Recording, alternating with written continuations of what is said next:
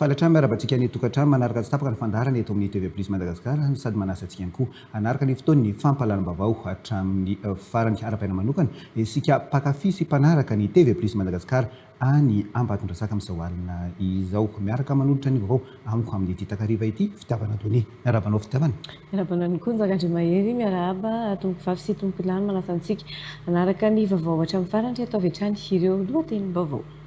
Aloha teny mbavao tapany voalohany ary nanamafy ny solombavambahoaka raha de San Antoine fatazomina ao amin'ny polisy misahana ny elokabevava i ezo tarika GNZ mamapisy ny va ankizy tena nitarika ny tolona nanomboka hatramin'ny voalohany ireo samborina ireo fa tsisan'ireo izay lazaina fa afirongo ny mpitondra teo aloha. Ilaina ny fahaizana fampiresaka amin'ny mpitondra sy ny vahoaka satria izay no atao hoe politika mahomby hoy kosa ny filoha nasionaly ny antokotiko Madagasikara Marc Ravalomanana raha nameo ny heviny mikasika ny hetsiky ny tanora GNZ ny farany herinandro teo anisany fampiarabana teo amin'ny antoko tany Antsirana. Fandeverana an-tsekoly nanomboka androany ankamaroan'ny sekoly taorian'ny fialan-tsasatry ny pakahiny hatramin'izao efa mamaraparana ny ireo volana faefatra izao efa vita ny 710 isanjato ny fandaharana fianarana. Anatin'ny vaovao politika kosa indray tsy ohatran'ny 12 andro ny fivoriana tsy ara-potoana eny amin'ny antenimieram-pirenena izay nisokatra tamin'ny fomba ofisialy androany. Araka ny voafaritra ao anaty lalam-pandrenana misy andian'olona dia anakorontana ny fotoanan-dom-pirenena ka tsy hatanterahana izany amin'izao fotoana izao hoy ny filohan'ny antenimieram-pirenena sy teny Rarafiniaiko nandritry ny kabary fanokafana izany fivoriana tsy ara-potoana izany. Vaovao politika avy hatrany ary nanamafy ny solombavambahoaka raha jery San Antoine fatazomina ao amin'ny polisy misahana ny elokabevava i Erzo mpitarika ny GNZ. Misy andian'olona tiana korontana ny fikaonan'ireo-pirenena mba tsy hatanteraka izany amin'izao fotoana izao hoy ny filohan'ny antenimieram-pirenena sy tendran-drena soloniaiko raha nanokatra ny kabary fanokafana ny fivoriana tsy ara-potoana ny antenimieram-pirenena androany. Ny fijoroan'ny antenimieram-pirenena ihany koa dia ahafahana mampijoro ny fanjakana tandalana raha nambarany ankoatra ny fanoloran'ny praiminisitra ny politika ankapobeny ny fitondrana fanavaozany dia olanina mandritra ity fivoriana tsy ara-potoana ity ihany koa ny volavolan-dalana hosoratana anarana biometria ho an'ny malagasy rehetra tsy ankanavaka sy ny volavolan-dalana ifehy fiatraikany ady eran-tany sy ny fanamaivanana mety fiatraikany eto Madagasikara araka ny volavolan-dalana narosin'ny gouvernement mitaritra amintsika izany Zora Barjona Ismaël Andriandrafiny. Manaiky ny fanehoan-kevitra ao anatin'ny fahasamihafana ny antenimieram-pirenena hoy ny filohany sy tendran-drena soloniaiko saingy tsy tokony hitarika hatrany amin'ny fanakorotanana izany hoy hatrany ny filohan'ny antenimieram-pirenena. Manaja hatrany ny lalam-panorenana ny fitondrana mijoro ankehitriny ary antony iray izy tsy tokony andravana ny antenimieram-pirenena satria io no androm-panjakana no porofona ny mahatanitandalana ny fitondrana fanavaozana hoy hatrany sy teny Randriana Soloniaiko. Sikarika fa misy hevitra maro samihafa eo anivon'ny olom-pirenena. Misy ireo mitaka andravana ny androm-panjakana misy ankehitriny ary misy koa ireo miaro ny fitohizany ireo araka ny rafitra mijoro. Zava-dehibe ny manamarika fa ao anatin'ny fanjakana tandalana isika eto Madagasikara dia azo ekena ny fahasamihafan-kevitra saingy kosa ny rafitra hitondra ny firenena dia tsy maintsy miorina hatramin'ny miorina hatsany amin'ny lalam-pandorena sy ny lalàna manakery. Misy andian'olona te anankirotana amin'izao ary tsy ahafana manatanteraka ny fikaonan-dom-pirenena nefa io ihany no lalana ahafana mamaritra ny lalak'izoran'ny firenena ary tsy maintsy ho tanterahana izany ny fikaonan-dom-pirenena hoy hatrany sy teny Randriana Soloniaiko filohan'ny antenimieram-pirenena. Fanovana na fanitsiana ny rafitra dia tsy maintsy atao amin'ny fomba ara-dalàna sy demokratika ary ao anatiny ireo sehatra voarafitra mazava toy ny fikaonan-doham-pirenena sy ny fifidianana fa tsy atosika any amin'ny tsy fanaran-dalàna izao fitondrana mijoro izao. Ho tanterahana tsy ho ela ny fikaonan-doham-pirenena hanehoan'ny vahoaka malagasy ny keviny mahakasika ny lalam-panorenana sy ireo rafitra hitondra ny firenena. ny fitakiana fandavana ireo rafitra mijoro ara-dalàna ankehitriny dia raisinay ho fanakorontanana atao tsy anatanterahana ny fikaonao de pirenea sy ny fifidianana eto Madagasikara. Napetraka androany ihany koa ny samboajany ireo solombavamboaka vaovao misahenina taoriany fanapa-kevitry ny fitsarana momba lalam-panorenana sy ny solombavamboaka iray nahiditra aponja noho ny fanondranana sokatra antsokosoko.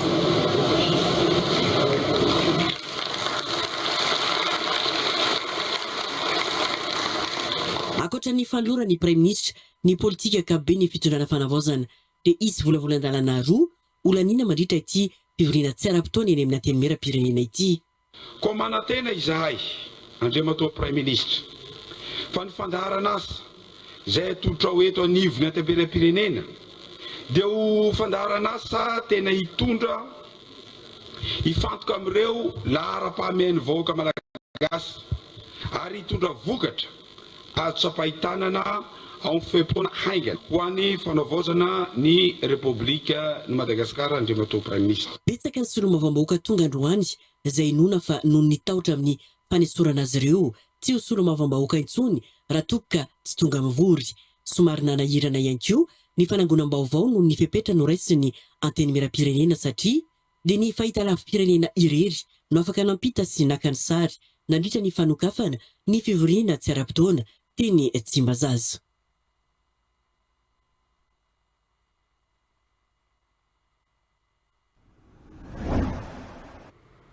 voitsika tany antokatrano avy hatrany angamba fa dia makasika ny lanona fanokafany fotoam-pivoriana tsy ara-potoana ny antenimieram-pirenena no narahantsika tamin'ny fanokafana ny fotoana ny fampalalana-vaovao teo fa irosokontsika kosa ny vaovao manaraka nanamafy ny solombavamboaka Rajason Antoine fa tazomina ao amin'ny polisy nasana ny Adielo Gabevava i Ezo mpitarika Gen Z.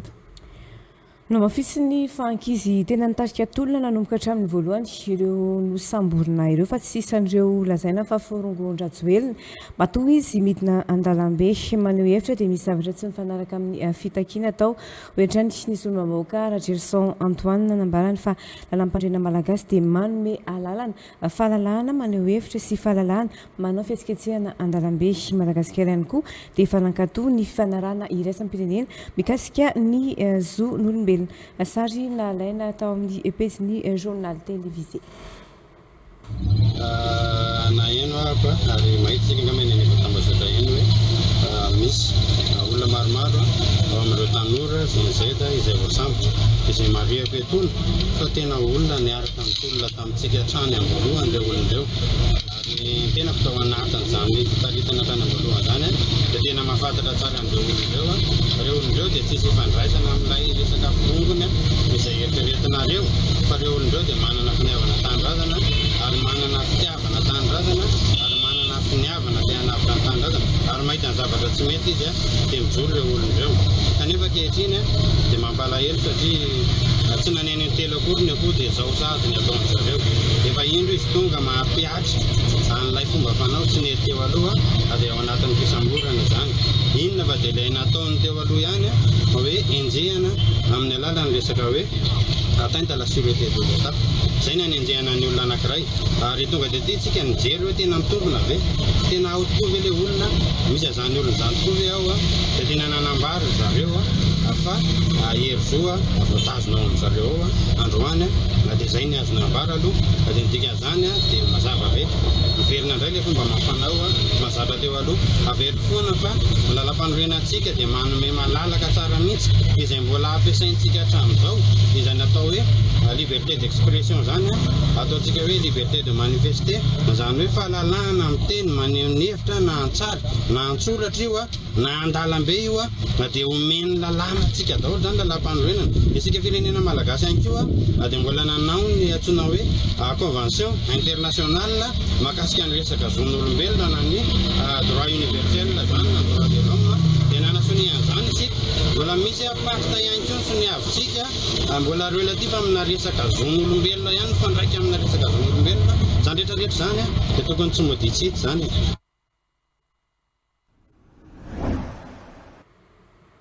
fa makasika izay lafim-baovao izay atrandry tsy matahotra ny andravana ny anteny meram-pirenena ny solombavim-bahoaka 5 kosa mitaky ny firotsona fividianana farak'izay aingana raha toka isy izany hoy ny solombavim-bahoaka Raoto Ralamboza filany tao amin'ny district centre manoloana ny fitakin'ireo GNZ no afisiny fa tokony hijery lavitra ny tanora sasany ao anatin'ny GNZ fa efa manatanteraka ireo fitakina teny ankianja ny filoha mpanjakana Mikael Randrenirina nanambara koa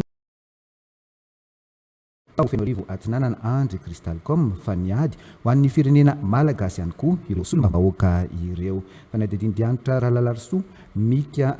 Randrembolaza Karana Efton ary Ivarasata zay ny lazako hoe izahay izay lazana foromo dia anisany nanjay tagnana tamin'ny fangalana ny fitondrana teo aloha satria natsapy zahay fa tena nety ary tena ilaina ny fangatarintsika tanora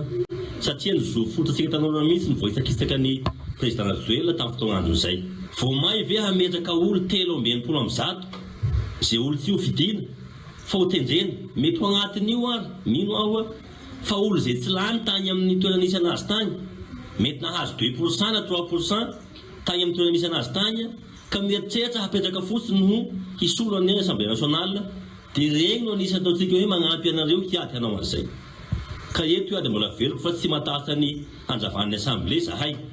Velapantrika ho fivoana amin'ny lalam-panorinana ny fandravana ny anteny meram-pirenena hoy kosa ny solombavambahoaka Namositra Liverason ny anteny meram-pirenena sisa no androm-panjakana mbola mahatonga ny mpiara-miombonanto amatsivolany Madagasikara raha nambarany mametra-panontaniana ny tenany ho aizy Madagasikara raha ho ravaina avokoa ny androm-panjakana rehetra hoy hatrany Liverason solombavambahoaka Namositra. Raha rava ty anteny meram-pirenena tia hoetritsika ho aizy ty firenena ty inona ny zavatra mety hiseho ny apitso sy ny afaka apitso zay zany ka noho izany ny zavatra tsy fantan'ny mpanao politika dia ity Assemblée tia no mirepresenté ny vahoaka manerana ny Madagasikara noho ny napetraky ny lalam-panorenana ka noho izany tsy tokony tsy atao tsinitsinina marina fa nisy ny fanapahan-kevitry ny filohan'ny fanavaozana fa ny androm-panjakana sasany dia ho atsahatra sy horavany fa nanamafy izy tamin'izany vanim-potoana zany manome ny asany ny Assemblée nationale. Nanambara kosa ny solombavim-bahoaka voafidy tao Fenorivo Atsinanana Andry Cristalcom fa tokony avela hiasa ireo solombavim-bahoaka. Tsy ekeny solombavim-bahoaka ny fandravana ny anteny meram-pirenena tompo ary anisany nandray anjara ihany koa tamin'ny fampiatona ny filoham-pirenena teo aloha ny sonia izay nataon'ny solombavim-bahoaka tao amin'ny anteny meram-pirenena midika zany samy leo avokoa isika ka eto ianareo manana heritreritra handeha handravanteny meram-pirenena tsy ekenay izany ary eto ihany koa dia mankaherinao izahay monsieur le président izahay reto dia voafidim-bahoaka ary vahoaka maro matoa izahay tonga amin'izany toerana solombavim-bahoaka izany manao anao izahay amin'ny fikatsahana vahaolana rehetra tsy hampitikiso ty Madagasikara tia agnatin'ny fahantrana lalina.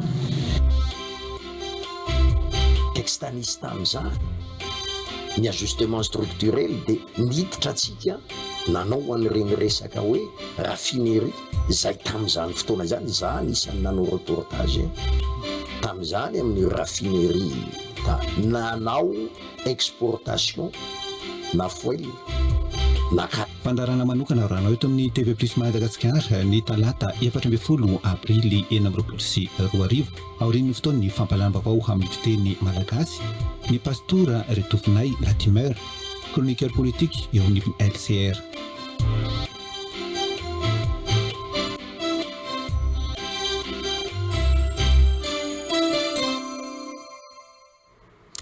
Arak'izany dia ny pastora Retofinay Latimer mpamakafaka eo anivon'ny LCR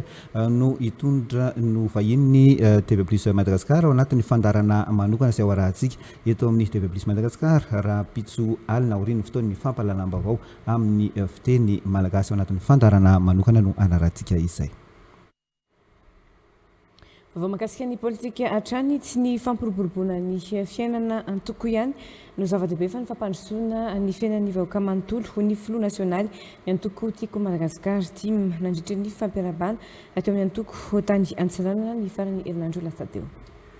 Nabaran'ny Marc Ravalomanana filoha nasionaly ny antoko tiako Madagasikara tao Antsiranana fa tokony anamafy hatrany ny fanaramaso ny fanatanterahana ny chronograme izay ametrahana ireo rafitra eto amin'ny firenena sy ny tetiandro hitondra any amin'ny fifidianana ireo mpanaradia azy. Misy moa ny famolovolany na ny paikady omena ny mpanaradia manerana ny nosy avy amin'ireo tompon'andraikitra ny foibe ny antoko tiako Madagasikara mba anatanterahana izany hoy izy. Mila ray aman-dreny manana traikefa sy vina ny fitantanana ny fireneny Madagasikara ka ny filoha Marc Ravalomanana ihany no manana izany hoy ireo mpikambana avy ao anivon'ny antoko tiako Madagasikara ao amin'ny faritry diana fanazavana eo amin'ny pejy arifina Relso. Noraisy ny mpanaradia azy tao Antsiranana tamin'ny fomba manetriketrika ny filoha nasionaly ny antoko tiako Madagasikara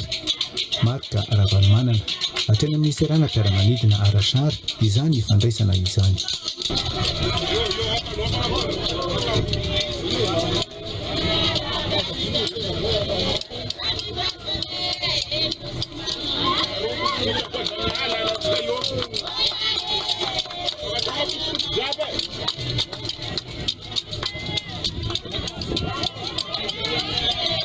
Nitsidika toerana maro tao an-tampon-tanàna ny Antsiranana ary nitafavantana tamin'ny voakana Antsiranana ny filoha nasionaly ny antoko TIM.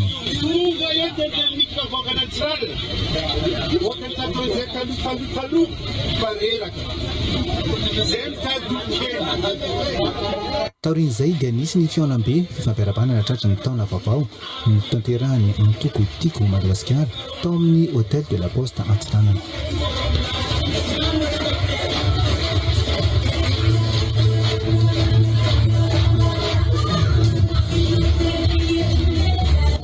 Nandefa solitena tao an-toerana avokoa ny solitena ny antoko tiako Madagasikara avy amin'ny distrika Sava sy Diana nanolotra fanomezana ho an'ny filoha nasionaly ny antoko tiako Madagasikara ireo mpikambana. Firariantsio monsieur le président natolotra anao ary mino zahay fa ho andro lava hiainana anao mba ahafahana manatanteraka ny adidy sarotro izay miandry antsika amin'ity firenena ity. Atolotry ny ampitiavana amiananao amin'ny andro niany ity reso ampitiavana zegny fa atolotro anao.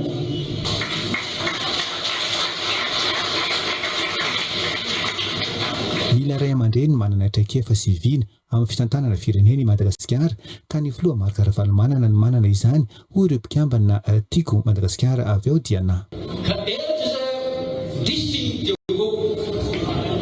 Magnategna fa nahazo lery aminao azahay koa eo agnilanao reo to président mila ray aman-dreny Madagasikara ary mila ray aman-dreny manana traikefa amin'ny fitantanana amin'ny vina fampandrosoana firenena ka tsy misy olona hitanay eto manana vina amin'ny ray aman-dreny eto raha tsy anao misaotra tompolahy mankasitrika tompobata. Nandritry ny lahateny nataony filoha nasionaly ny antoko tiako Madagasikara no nanamafisany fa tsy fampiroboroboana ny fiainan'ny antoko ihany ny zava-dehibe fa ny fampandrosoana ny fiainan'ny vahoaka malagasy manontolo. Nambarany ihany koa fa tokony anamafy ny fanaraha-maso ny fanatanterahana ny chronograme izay ametrahana rafitra eto amin'ny firenena sy ny tetiandro hitondra any amin'ny fifidianana ireo mpanaradia azy. Isy ny famolovolana paikady omena ny mpanaradia manerana ny nosy avy amin'ny tompon'andraikitra foibe ny antoko tiako Madagasikara. Tsy olon'olona fa manatrika dia manara-maso ny mpikambana rehetra hoy ny filoha nasionaly ny antoko. Raha misy ny tsy mifanaraka amin'ny paikady dia afaka mitsangana miteny ireo mpikambana amin'ny anaran'ny antoko. Handray anjara amin'ny fanatanterahana ny chronograme ny antoko handray anjara amin'ny fifidianana hoy ny filoha nasionaly ny antoko TIM. Ny antso ny mpikambana tanora miaraka aminy handray anjara amin'ny fiaonam-be ny tanora ny talata ho avy izao ihany koa ny filoha nasionaly ny antoko TIM. Reto manobizao dia amolavola tsara izao zany ny paikady zao zany any toromarika omenanareo dia raha isabaty le izy tsy olon'olona hoe aminareo fa manatrika dia manara-maso dia miaino raha misy zavatra tsy fanaraka zara paikady tika dia afaka mitsangana nareo miteny amin'ny anaran'ity Madagasikara. Zay le chronograme io dia maritana ny rafitra hitondrana ny firenena ary ihany koa anomanana fifidianana ho avy rehetra handray anjara amin'izany sika hoe aminareo amin'ny talata izay dia ho avy dia miantso ny tanora rehetra atao tiako Madagasikara hiaraka amiko any satria antso malalaka be ny natondroreo tamin'izy io dia ianareo atiako tsy maintsy adefasana zay tatitra. nanolotra omby sy varo anontany raty azy tao antranana moa ny Front National ny antoko tiako Madagasikara Marc Aravalomana.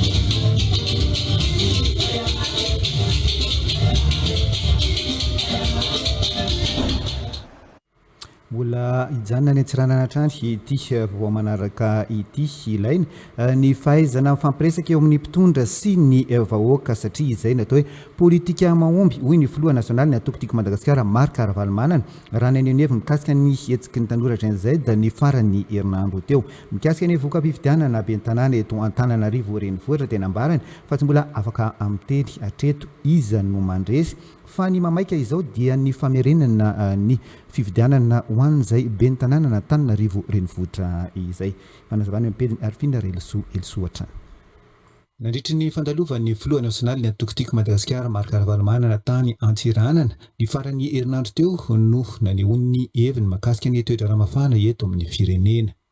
Raha ny makasika ny hetsika ny tanora Gen Z ny farany herinandro teo tena ambarany fa mila politika mahomby eto amin'ny firenena, mila mahay mifampiresaka tsara ny rehetra, ny tanora ihany koa mila mahafehy tsara hoe inona ny tena zavatra tadiaviny. Politika mahomby dia afaka mifampiresaka tsara fanakanolona fa mahatanora tanora ka tena izany fa mitondra koa tsy maintsy mahay tsara hoe ahoana ny zavatra fa tsy mila amin'ny toeramety voalohany foana ilay mampiresaka aminy. Misy zavatra koa mila tsy mampiresaka ny zavatra iny fotsiny zany hoe makakatahany zao dia tokony mbola tsakatahany. Dia regny koa na zay mbola tsy tateraka amitsy ilay zany tokony mampiresaka fotsiny eo amin'izay zany miresaka. Mikasika ny voka-pifidianana be ny tanàna teto Antananarivo renivohitra tena ambarany fa ny didina avoakan'ny Conseil d'État ihany no mamaritra na mandresy na tsy ny antoko tim. Misy tsy fahatombanana ny fifidianana ka ho averina izany ny mamaika hatreto dia ny famerenana ny fifidianana hoy ny filoha nasionaly ny antoko tiako Madagasikara.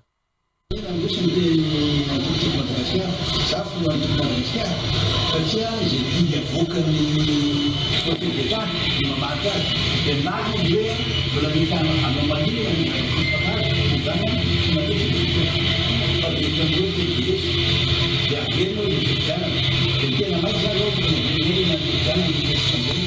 fa raha zao mbola safidianana na resaka ny fifidianana.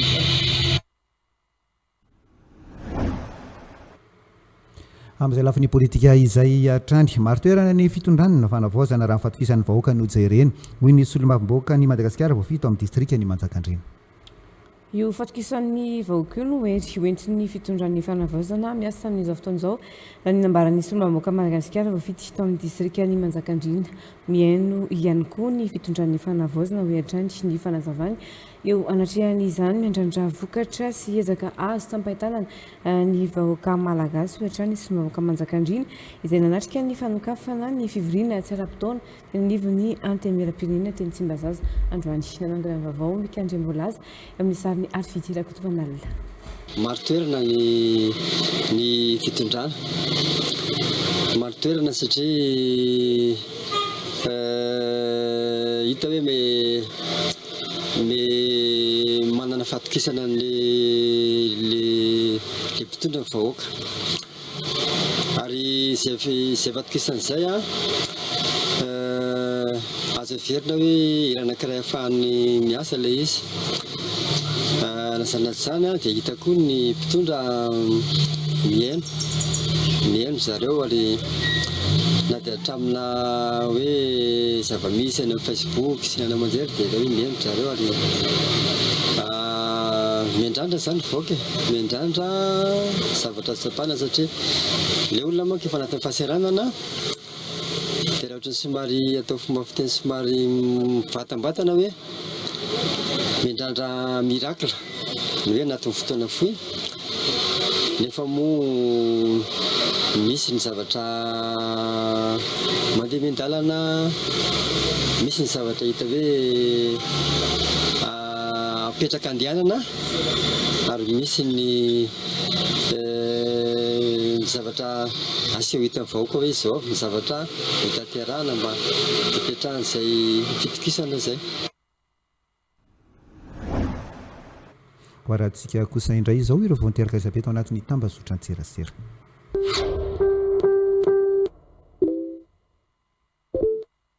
Dipejy gasy vaovao mampafantatra nanamafy ny député Gerson Antoine fa tazominao amin'ny polisin'ny BC tokoa Ierzo tarika an'Zenzaid.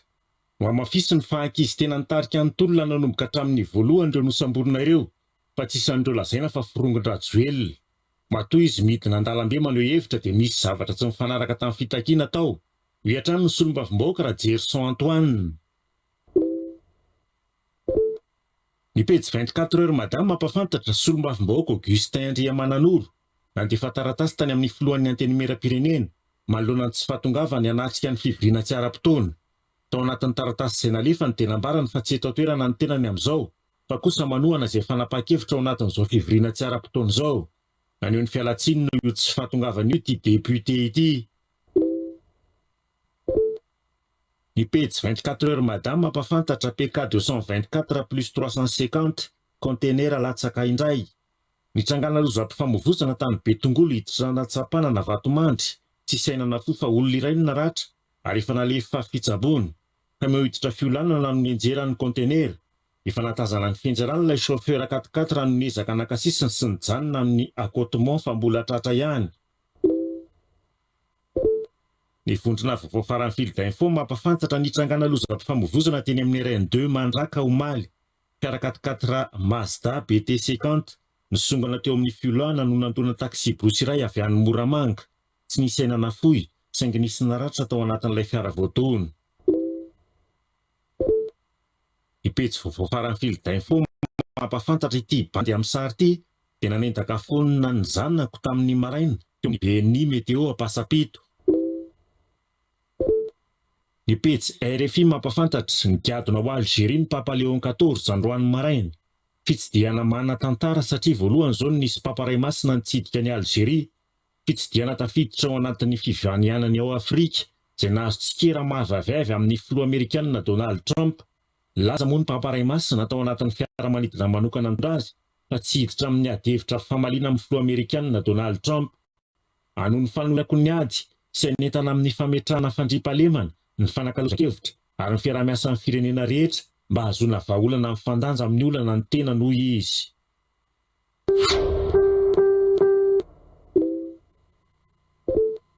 Eo amin'ny vaovaon'ny fampianarana no anoizantsika izao vaovao izao ny verina an-tsekoly nanomboka androany ny akamaroany ny sekoly taoriny ny fialan-tsasatry ny PAC. Fananana amin'ity volana aprily ity ny fandaharam-pianarana ahafahana miomana amin'ny famerenana raha nambaran'ireo mpitantana sekoly. Hatramin'izao efa maraparana n'ireo volana faefatra izao efa vita ny 5.900 ny fandaharam-pianarana. Hiatrika ny fanadinana andrana amin'ny fanadinam-panjakana CEPE sy BPC kosa ireo mpiadina ny 20 aprily ho avy izao ho an'ny ZAP eto Antananarivo renivohitra. Antra Lalalarsou Omega Raneftsona. Nisy tamin'ireo sekoly no miverina mianatra nanomboka ny tapaky ny herinandro lasa teo raha toka androany vao miditra ny sekoly sasany. Efa andalam-pamaranana ny 2 volana faefatra ny taom-pianaran'izy ireo amin'izao ary efa manomana ihany koa ny fidirana amin'ny 2 volana fahadimy farany.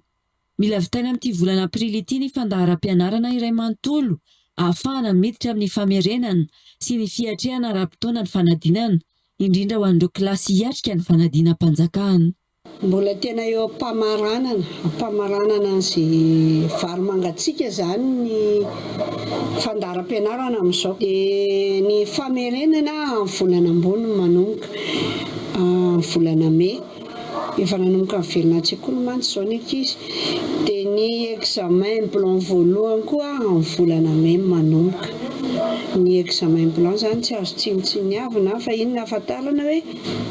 vonina ve le zaza, ahoana ny ahavonina anazy hiatrika le fanadinana. Dia ao aninan'iny jerena kely izay zavatra tsy mbola tafarina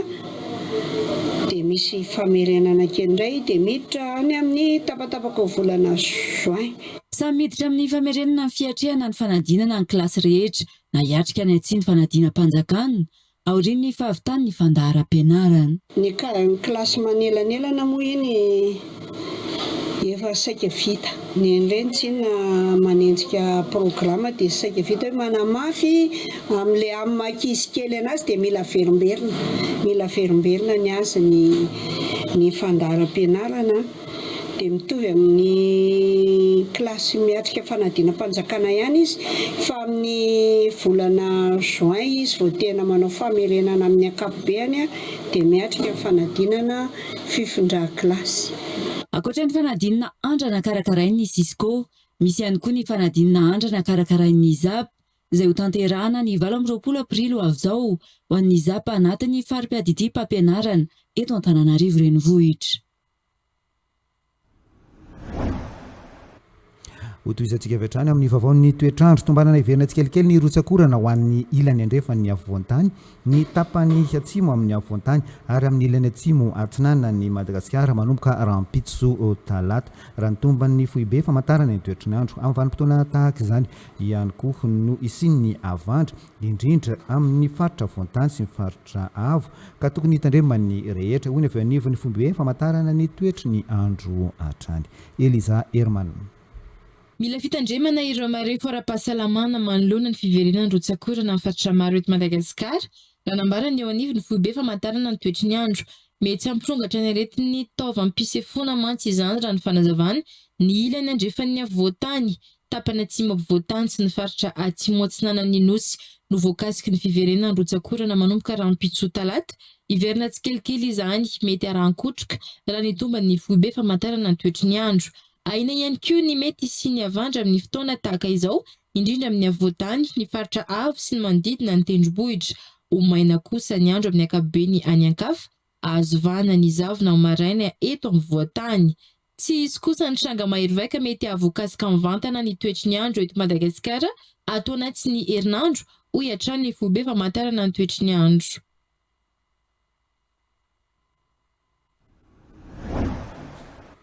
Iverenantsika kely ny setry ny fanabeazana misongadina amin'ny setra afrikana fanabeazana malagasy nisongadina tamin'ny Africa Summit Education 2024 tanterahana tao Accra ireo mpampianatra sy mpanabe malagasy ireo tafiditra tao anatin'ireo zato tsara indrindra aty Afrika moa ireo mpanabe sy mpampianatra malagasy ireo Madagasikara indray no andray ny andiany manaraka amin'ny fianambe lehibe ity ho amin'ny taona 2024 fanazavana.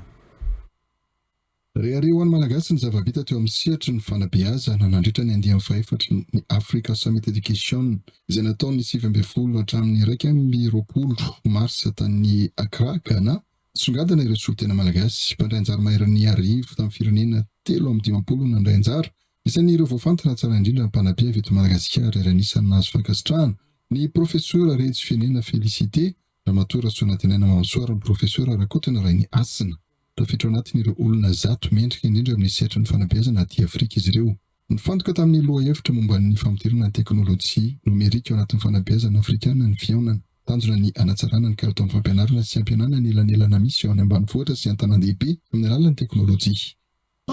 Dia tafiditra tao anatin'izay 1000 participants zay zany izahay reto solotena Madagasikara dia voasafidy anisan'ny atao hoe personne ahoana reny tenenako zany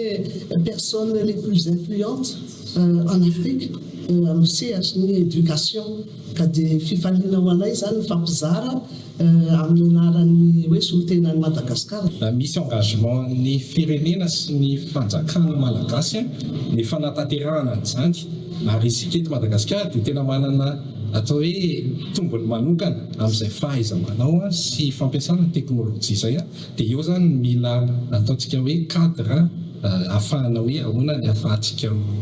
mampiasa an'ilay fotombony teknôlôjia izany ampitombo ny lenta amin'ny fahaizana sy ny fahalalana eto amin'ny firenentsika. Noraisin'ireo ministra telo misahana amin'ny fanabeazana izy ireo ka nankasitrahana noho ny fanandratana ny asan'ny fampianarana malagasy ny fahanehoana ny fahaiza-manao eo amin'ny sehatra iraisam-pirenena. Madagasikara no andray ny andiany fahadimy amin'ny Africa Summit Education amin'ny taona 2024. Etsika lehibe any mafisana indray ny toeran'ny firenena malagasy eo amin'ny sehatra ny fanabeazana aty Afrika. Manana vahiny indro miatona izay atao amin'ny sampany fampalam-bavao amin'izao ariva izao ka ny vainay voalohany dia izareo namana avy eo anivon'ny Canal Plus Madagasikara tsy akory izany fa Andriamatoa Tahina misahana ny lafiny Arabatra eo anivon'ny Canal Plus any amin'ny zone Ankorondrano iny fa miara-panao tompoko. Fiala miarahaba anareo mianatany, fiala miarahaba izay mijery ny vaovao TV Plus amin'izao alina izao. Manana vaovao moa zany izay ho an'ny abonné an Canal Plus, dia vaovao voalohany izay ho teneniko ho tapitra amin'ny 15 avril zao ny promotion c'est 50 000 ariary dia ho tapitra amin'io zany izy.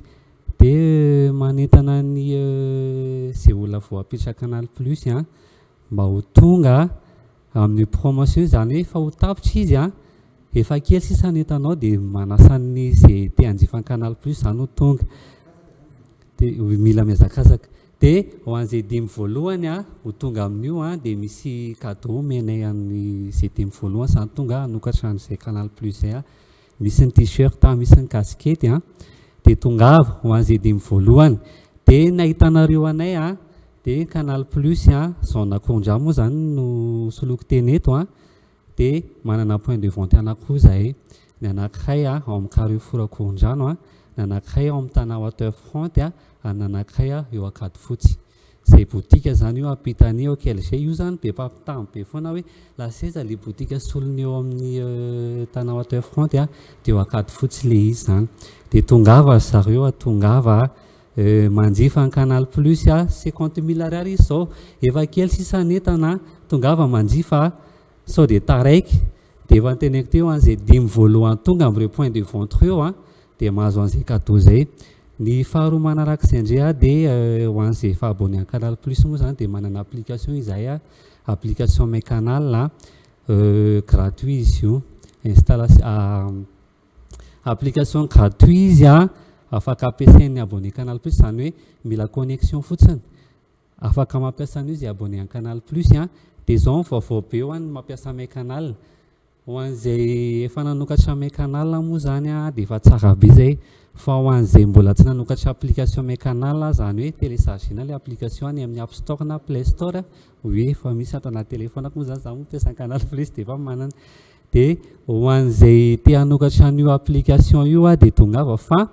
misy bonus tsara be ho anareo izay manokatra ny application My Canal zany hoe mahazo bonus 15 jours nareo miaraka amin'ny DSTV ao anatin'izay application izay. Io application io izay afaka ampiasainao amin'ny téléphone, afaka ampiasainao amin'ny ordi, afaka ampiasainao amin'ny tablette. Deuxième écran zany io ho an'ny mpanjifa Canal Plus afaka mampiasa an'io tsara. Dia ho an'izay te hanaraka programme ohatrany misy programme tianao arahana tamin'ny omaly nefa tsy araka ao izy tsy nijery télé anao dia ato anatin'ity application ity ny ahafahanao mijery an'izay.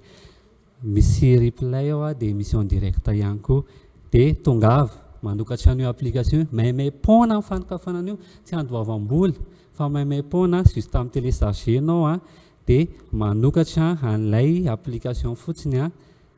dia zay bonus zay hoe 15 jours to canal miaraka amin'ny option DSTV. Faharoa manarak'izay série malaza be moa zany série gasy izy io maizim-bolana 3 zay be mpanaraka be mihitsy ny tena hoe be da be mpanaraka anazy dia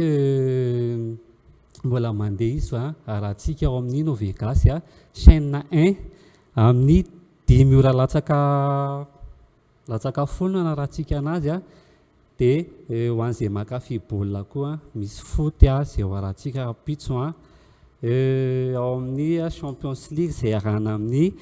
Bayern sy Real Madrid. Canal Plus Sport 2 nahitantsika anazy tongava manao réabonnement zay mankafy foot efa io izy io moa zany Real Madrid sy Bayern no arahantsika dia tongava manao réabonnement fa be manome fahafaham-po anareo mpanjifa ny Canal Plus foana izahay zao nakorondrano. Raha misy ny fanontaniana, raha misy ny etaeta, raha misy ny olana dia tongava any amin'ny Canal Plus zao nakorondrano zay efa niteneniko teo hoe misy ny Carrefour Korondrano, misy ny Tana Waterfront ary misy koa ny botikantsika vaovao eo Akadifotsy ampitany OKLG na ex FDC. Dia omeko numéro téléphone sy page any ianareo numéro téléphone azahoana ana dia ny 038 24 277 24 038 24 277 24 na ny page ny Canal Plus zona Akorondrano dia tonga ava daholo manjifa aingaikainga anareo izay mbola tsy tafiditra anaty fianakaviam-be Canal Plus tonga avy aingana fa efa kely sisany entanao dia ho tapitra koa ny promotion 50 000 ariary-tsika dia tonga ava daholo. Feno dia feno amin'izay fanazavan'izay tahina isaofana ianao livahiny teto amin'ny sampany fampalam-baovao ampatsahivina fa izy dia commercial eo anivony Canal Plus any amin'ny zona Ankorondrano. Miakasitraka anareo dia mirary alina mahafinaritra anareo koa. Vahintsika faharoa kosa ny avy ao anivony ZTE IASA tsy iza akory izany fa Andriamatoa Lewis atao amin'ny akavanako ato faly mandray anao izahay mianadahy eto amin'ny fampalam-baovao tompoko. Ie, faly marihaba anareo mianadahy dia faly marihaba mpanaraka ny vaovaon'ny tokantrano any amin'izao arivo izao. Efa hitantsika mirantiranty eto reto finday reto afaka azavanao amin'ny atsipiriany ve inona marina izy reto raha tsy diso izahay dia azo atao ny mandoa azy ireo amin'ny vidiny tsikelikely manamboana mikasika an'izay. Eny tompoko tena izay mihitsy ny antony andalana eto anio satria maro dia maro malagasy tia azo finday hoe smartphone moa izany filazantsika anazy hoe tia azo smartphone izay. Dia rehefa tia azo smartphone ny olona anankiray dia tsy manana vola hividianana azy indray mandeha fa manana facilité de paiement na ilay mitsinjo izay fiantsonana azy rehefa makany amin'ny store ny mpanjifa hoe mitsinjo rehefa tonga azy dia aizaka ilay mitsinjo rehefa tonga any ianao misy contrat izay fenonao any amin'ny store rehetrarehetra manerana Madagasikara hoe 6 mois avy mety aminao sa 12 mois izany hoe manana safidy malalaka mihitsy ianao izy ny olona inona ka ny zavatra ilainay rehefa tonga any satria misy zavatra tsy maintsy ilaina rehefa manao an'izay zavatra izay fa tsy dia zavatra sarotra ilay izy fa zavatra farak'izay ataontsika hoe tsotra angamba tsotra ilay izy hoe mora angamba ny filazana azy matsotra anazy manana puce IAS ianao izany hoe efa nampiasa IAS foana ianao hatramin'izay dia manana karapanondro mazava ho azy hoe ilay puce iny misoratra amin'ny karapanondronao dia mitondra résidence ihany koa izay amin'ilay tompon'ilay puce sy ny tompon'ilay CIN izay no mandeha manantona makany amin'ny IAS dia ozy izy ny olona misy petrabola izy io rehefa makany amin'ny IAS store ianao fa ny vola aloha isan'andro ambany indrindra angamba ny tonga dia teneniko mialoha aloha hoe ohatrinona izany ny afaka payen'ny olona amin'ilay izy ambany satria mitondra modèle mantsy za eto misy hoe A76 4 5 fa mbola misy A36 zay izy ihany aty zao izy le A76 4G dia ity izy le A76 5G fa mbola misy modèle ho azy mbola tsy netiko eto izy tamin'ity an'io ity fa rehefa makany amin'ny IAS store tsika rehetrarehetra dia mahita hoe ay reto daholo kay ny modèle hita satria raha ohatra ka eto mantsy le izy tsy ampivalam-parana satria manapetra ihany ny fotoanantsika eto amin'ny fahitalavitra misy alohantsika 200 isan'andro ilay finday le A36 zay izy izay tsy netiko eto izy io fa rehefa tonga any amin'ny IAS store na any amin'ny botika ny IAS nareo dia mahita an'izay io le A36 afaka alohanareo 200 isan'andro tsy vitan'izay hoe 200 izay ihany nefa ny zavatra azonareo amin'ilay izy fa misy petrabola aloha atao le petrabola io manomboka eo amin'ny 10,000 sy 4 alina eo le petrabola amin'ilay izy dia vao manao an'izay petrabola zay nareo ny mpanjifa rehetrarehetra dia afaka mitondra an'ilay finday mody izay payena amin'ny alalan'ny M-vola izy io dia rehefa mandoha volontsika isan'andro dia misy bonus na data zay satria smartphone moa ilay ampiasaintsika dia misy bonus na data ao anatin'ilay izy hoe ohatrinona zany mahazo bonus ve zany zay satria smartphone moa tsika tsy maintsy ampiasa tambazotra na anaraka vaovao sy ohatr'izany dia misy 250 mégara ohatra ilay mipaye isan'andro tsika zao dia mahazo an'izay bonus zay hoe amin'ilay puce andoavanao vola iny ihany nazahoana an'izay raha ohatra indray ianao paye izy isan-kerinandro satria izay mety aminao dia mahazo 1 giga 5 indray ianao amin'ny rehefa mipaye isan-kerinandro dia raha ohatra indray ianao paye hoe payeko isam-bolana ilay izy dia mahazo 6 giga 7 zay no 7 giga 3 azafady fa 6 giga 7 zay ny azo le olona rehefa isaka mipaye vola zany hoe izy le olona zay ve zany mila mideplasy makany amin'ny IAS tsy mideplasy makany ianao fa amin'ny alalan'ny M-vola no andoavana an'ilay vola zany hoe amoraina mihitsy ny azahoan'ny malagasy telefôny satria na ny mpianatra na ny mpandara zay majinika ny miasa satria efa mampiasa finday daholo tsika rehetrarehetra amin'izao dia ilaina ny mampiasa smartphone dia zay nanaovana anazy hoe tsinjovona ny rehetrarehetra dia mitsinjo ny rehetrarehetra nyzay ateo sy ny asa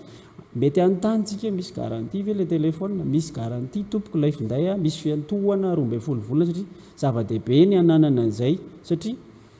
manao ahoana ny fahareta amin'ny bateria dia izy hoe tsara dia tsara amin'ny bateria satria zany zay teo zany a orinasa efa ngeza be zany amin'ny resaka fifandraisan-davitra dia manao ahoana ny réseau a 4G daholo ny réseau ana misy 5G moa izy a type C efa le teknôlôjia taty afara ny resaka chargeur misy amin'izy ireo ny charge rapide misy ny 10 watts zany hoe ny Android koa fa Android taty aoriana daholo dia mampiasa an'ireny intelligence artificielle reny daholo ihany koa ilay zay teo zay noentiny atao amintsika misy page Facebook moa zay teo mobile Madagasikara dia eo ihany koa ny page Facebook ny Yas Madagasikara raha misy tianareo anontaniana afaka manontany any amin'ny page Facebook ny Yas Madagasikara na ny zay teo mobile Madagasikara raha ohatra misy tianareo anontaniana hoe momba ahoana sy ahoana momba ilay finday sy zavatra tokony ataonay dia entanina anatony eny amin'ny App Store fa eny ihany no hitanareo an'ilay izy ny rehetrarehetra omena an'ilay izy fa tsy misy vola avance dia tsy misy SOS crédit na mbola mandoa lembalika satria misy lembalika iny ihany koa eny amin'ny asa izay afaka lotso kelikely koa izy io manana safidy malalaka foana zany ny olona eny amin'ny asa no fanomezana fahafapo fitsinjovana zay tena hoe mitsinjo zay mihitsy ilay izy sira toko ie toko eo amin'ny vaovaon'ny fanatanjahantena kosa indray naneho ny heviny mahakasika ny karazana bozaka tokony apetraka eo amin'ny kianjan'ny Barea Mahamasina ifaneva Andriatsima izay kapten'ny Barea teo aloha manoro ny fampiasana ny gazon hybride farany mateza kokoa ary mifanaraka amin'ny toetrandro ary mahafeno ny fepetra takin'ny baolina kitra moderna ity gazon hybride ity na izany azy notsindriny fa lafo ny fametrahana azy ary mila fikojakojana ara teknika manokana raha oharina amin'ny bozaka voajanahary kosa dia mampahazo aina ny milalao eo aminy saingy mora simba izany atsakilan'izay ny bozaka sintetika dia mahatra nefa tsy tian'ny mpilalao ary mety tombo ny ratra eny ambony kianja ny filalaovana eo aminy hoisiatrany hifaneva ima romiary manana naneho ny heviny momba ny karazana bozaka tokony hovidiana ho an'ny kianjany Barea Mahamasina indrindra amin'ny fanamafisana ny vintana fa Madagasikara tafaka hatrany amin'ny kanina 17 ifaneva Andriatsima araka ny nambarany dia tsy resaka teknika fotsiny izao fa marika ny ream-pirenena ihany koa ka mila tetika sy matanjaka sy maharitra mazavainy nandritra ny fanadihadiana nataony ireo karazana bozaka telo dia ny bozaka voajanahary ny sintetika ary ny hybride na izany aza ny gazon hybride no atolony satria everiny mifanaraka indrindra amin'ny filan'ny sehatra avo lenta ity karazana bozaka ity dia mahazaka ampiasaina matetika mora kokoa ny fikojakojana azy ary mifanaraka tsara amin'ny toetrandro eto Madagasikara mahazaka orana sy hafanana tsara izy ary mahasarika mpilalao matianina ihany koa na izany aza nefa dia mitaky vola betsaka kokoa noho ny hafan'ny bozaka hybride ary mila teknisianina manampahaizana amin'ny fikojakojana fa ny olana fotsiny amin'ny pelouse hybride dia somary lafolafo nefa ngamba ho ana manokana tokony tsy olana ngamba zany satria fierté nationale ho any stade fierté nationale ny stade ary mila zantsika rehetrarehetra ary ihany koa mila manao kanontsika amin'ny 2027 ny anangamba zay efa hitantsika teo ngamba hoe inona ny hevitro ny hevitro manokana pelouse naturelle na pelouse synthétique na pelouse hybride ho ana manokana dia aleo miditra any amin'ny hybride raha ohatra ka manana fahefa-mividitsika. Ny bozaka voajanahary kosa indray dia manome kalitao tsara milalao sy mampiena ny dona sy ny ratra eny ambony kianja saingy mitafy fikojakojana betsaka sy lafo ihany koa ary tsy mahazaka amin'ny fiovaovan'ny toetrandro sy afaka ilalaovana matetika ity bozaka ity. Ny bozaka sintetika indray dia tena maharitra ary tsy dia mila fikojakojana saingy mafy ny tany ka mety hampitombo ny ratra ary tsy dia tian'ireo mpilalao matianina milalao eo ambony izany. Amin'ny lafiny fandaniana dia tombarana ho eo anelanelany 5.5 hatramin'ny 12.3 miliara ariary ny bozaka hybride, 2.5 hatramin'ny 4 miliara ny bozaka voajanahary ary 4 hatramin'ny 7.4 miliara kosa ny bozaka sintetika manaraka ny fentry ny fifakaly ity pro.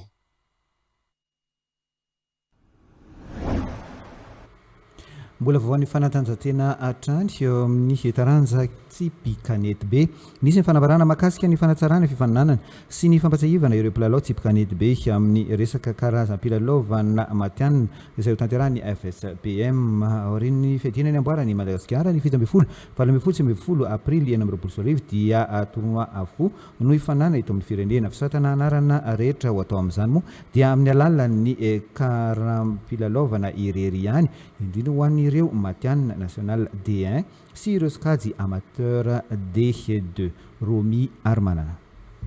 Ho fanatsarana ny fitantanana ireo fifaninanana eo amin'ny tontolon'ny taranja tsipikanety be araka ny tanterahan'ny fivoriam-bena ny Assemblée Générale ny FSPM dia manao ny fampahafantarana izy ireo ho an'ny mpankafy sy ireo mpisehatra ao anatin'izany aorian'ny fiadina izay ho tompon-daka ny amboarana Madagasikara ny 17 aprily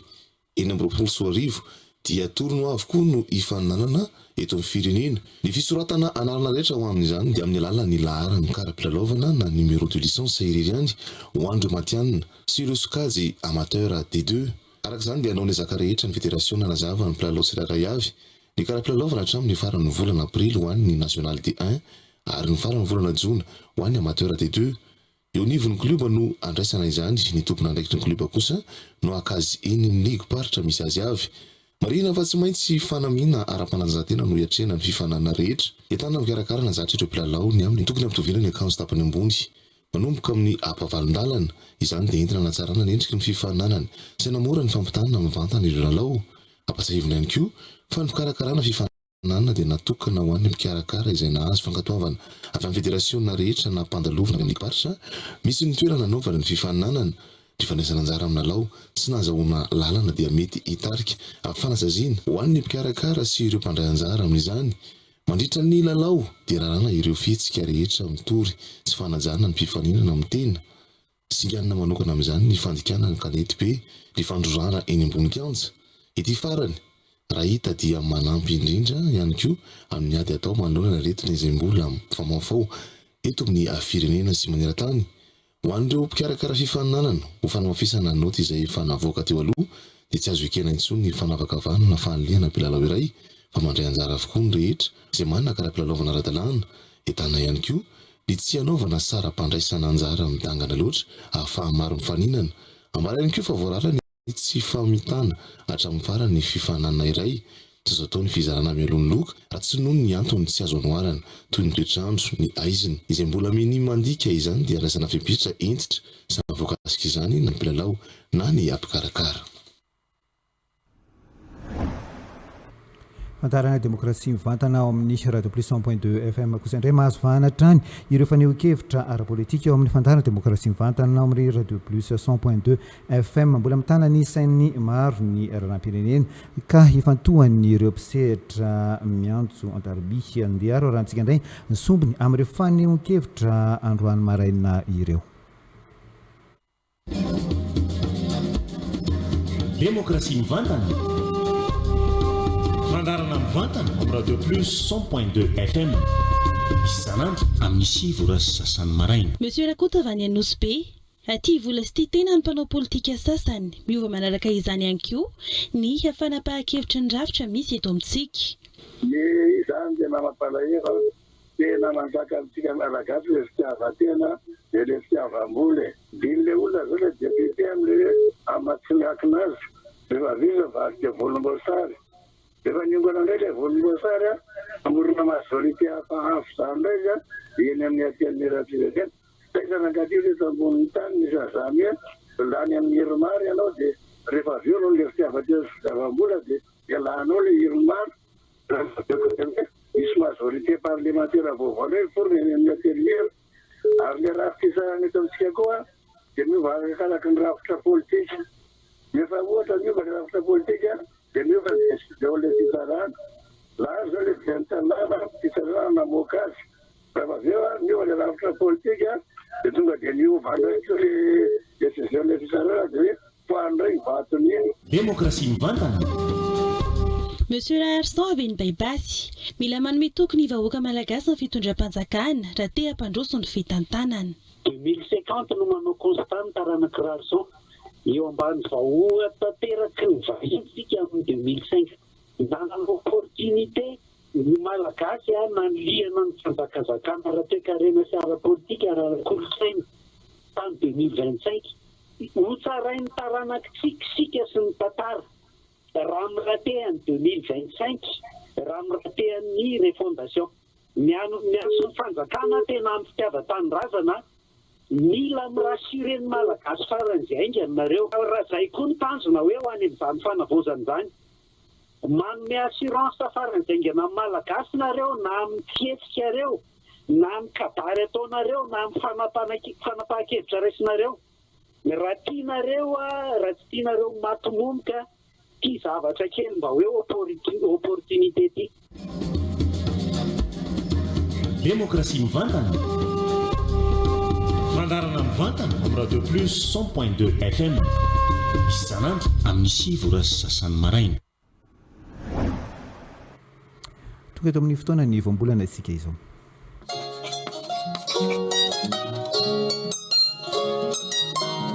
nohony hoentina mampiditra aton-javatra na fampitahana mitovitovy filaza amin'ny teny frantsay hoe à cause de raha antony na koa hoe par rapport à raha fampitaha voambolana izay fampiasa amin'ny andavanandro ohatra rehefa ampitaha ao anatin'ity fehezanteny manaraka ity tsara ny manome nohony mandray hitantsika ihany koa io voambolana io ohatra rehefa ilaza antony ao anatin'ity fehezanteny manaraka ity afaka tao fohy be mpanadinana amin'izay ilay sekoly nohony fampiny fampitaovana ao aminy matetika disotsika ny fanondratana azy amin'ilay fiaingy miantony iny fa hitantsika izao fa na ilaza anton-javatra na anao fampitaha dia mitovy hoe nohony ihany ny fanoratra azy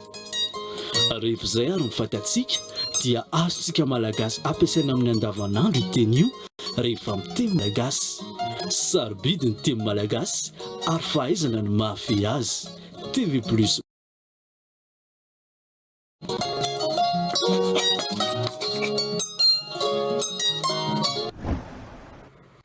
andendray isika izao anaraka ny eo ara hoe Antananarivo madio maitso milamina siny ndao mokatra aly kokoa mba aleo tena ara-tsakafo siny orange eo anilanao manolotra ho anao moteur action Taketandry posi tonga eto ifona dia ibaboka dia tantara zatra tsy ataoko dia mba mangataka fonana andro amba dia tantanareo koa masika be dia sady ratsy tare be izy mijery anahy dia mahakamo dia so andriva tratrako eto dia za tsy ampirafo tsony tsy ananasipa be dia be tsony ataoko anankiray sisa akoatrandry hoe milamina tsara ny amintsika dia apiko iray fotsiny sisa dia anankiroa zany akoatrandry dia za averiko daholo le zavatra nangalariko tamin'ny dadanary rehetrarehetra reny dia giza gana dia le loana sy fanotao tokotaninareo iny koa mbola za koa nakany fa averiko dia mba eke hoe miarakitsika dia vaditsika dia tsy makany an'le dadanareo sy mamanareo fa reny ihany mahatonga antsika tsy tafianaraka io mihitsy dia za tiako indriny efa nareo mbola mijany ihany satria anjara tsy manam-bola indray satria za hitandry fa kamokamo miasa dia be indrindra meko andry dia tsika maka volany dadanareo sy mamanareo dia mipetraka ao tsika dia vadiko indry dia tena hoe raha zay ralina tokapo ay zany daholo ny ataonao zany daholo kely ataonao anka Christie ouais manao na dadanposy Yenna daholo angamba ny tokony tena olona ratsy saina mihitsy za tena tia fa tsy tsara vela tsy tena tia ahoana fa nanasipa anankifiry na afaka tamiko dia mbola iaraka amiko ianao dia iaraka misipa anankifiry ndray koa asakasaka ao satria za zany efa vendrana mihitsy efa tenenina foana rarana foana zany ny toetrany manao sinitsinina ny ray aman-dreny mihitsy hoe zany nitoetranao tany ambadika tany ty toetranao asaka ao zay mbola ianambady anazy fa zany tsy d'accord mihitsy fa za akory zao akasandaro manitory amin'ny zavatra nangalariny zany eo anao za tsy veraka antsoka iny ataoko zay tena fanarahanao aminazy ifa lasa fanina ny vavany tsy atao be ny mamerina azy ny sarotra aladiana ny vady ny ravozana ny tsinjovo mandeha coupé la boîte.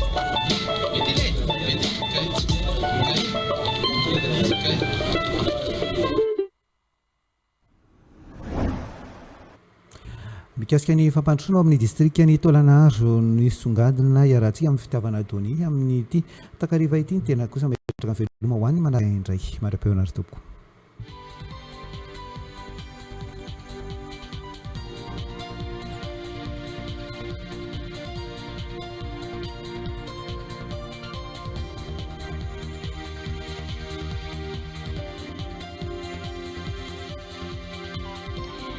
Ho an'ny fatrahanao sintsika ao anatin'ny songadina voalohany amin'izao fiandohan'ny herinandro izao fangatana miisa telo izay mifantoka amin'ny fampandrosoana ny distrika ny Taolagnaro no novalian'ny fitondran'ny fanavaozana sady tato anatin'ny efa-bolana ao ny solombambaoaka ny Madagasikara voafidy tao an-toerana ny fangatana voalohany novalian'ny fitondran'ny fanavaozana dia ny fandoavana ny ristorina ho an'ny komuna Ambonivohitra Taolagnaro sy ireo komuna manodidina hoy ny solombambaoaka ny Taolagnaro. Ny fangatana afara kosa dia ny fandrafetana ny RSE any Taolagnaro fa tsy aty andrenivohitra Madagasikara intsony izay ny ekeny ny fitondran'ny fanavaozana ihany koa ary ny fangatana fahatelo novalian'ny fitondran'ny fanavaozana ny fanamboarana ny lalam-pirenena fahatelo ambin'ny folo izay anomboka amin'ity herinandro ity hoatran'ny solombambaoaka ny Taolagnaro Nourdine Chabani Mikael Andrembolazy ary fidy Rakotomanalila. Fangatana miisa telo mifantoka amin'ny fampandrosoana ny distrika ny Taolagnaro no novalian'ny fitondran'ny fanavaozana sady tato anatin'ny efa-bolana ny solombavambaoaka ny Madagasikara voafidy tao an-toerana Nourdine Chabani mikasika ny fandoavana ny ristorina sy ny fandrafetana ny RSE any Taolagnaro ary ny fanamboarana ny RN13 ireo fangatana ireo raha ny nambaran'ny solombavambaoaka ny Taolagnaro Nourdine Chabani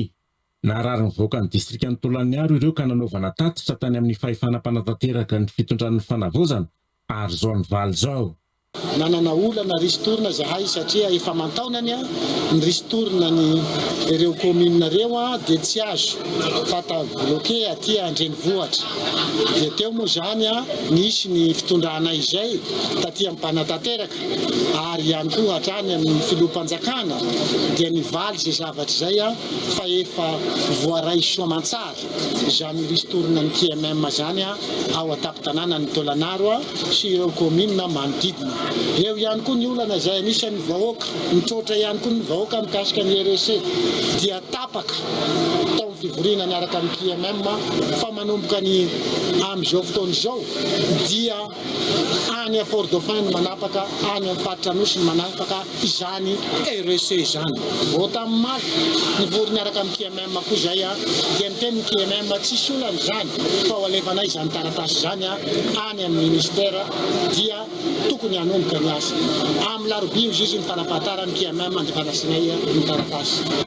Nanatika ny fanokafana ny fivoriana tsara-potoana ny anteny miram-pirenena ny teny Tsimbazaza androany maraina ny solombavambaoaka ny Taolagnaro Nourdine Chabani. Aza tonona manaraka ny vaovao-paritra aorian'ny vaovao nasionaly isaky ny fiandohan'ny herinandro tahaka izao mbola manome fotoananao amin'ny raha-pitsondrian'ny tenako veloma tompoko.